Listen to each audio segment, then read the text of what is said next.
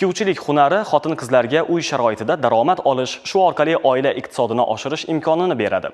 Hunarmand uyushmasiga a'zo bo'lib, yosh qizlarga tikuvchilik sirlarini o'rgatayotgan ayollarimiz faoliyatida ham buni ko'rishimiz mumkin. Mavzuni muxbirimiz davom ettiradi.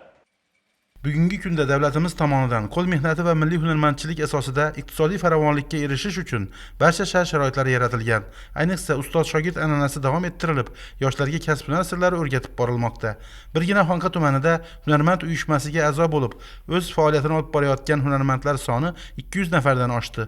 Ularning ko'pchiligi kulolchilik, naqqoshlik, yog'och o'ymakorligi, zardo'zlik va boshqa yo'nalishlarda ish olib borayotgan bo'lsa, xotin-qizlar ko'proq tikuvchilik yo'nalishida mehnat qilishmoqda. Tumandagi Fidoyilar mahallasida faoliyat olib borayotgan Oyimjon Bektoyeva ham hozirgi kunda 10 nafar shogirdiga milliy liboslar tikish bo'yicha mahorat sirlarini o'rgatmoqda.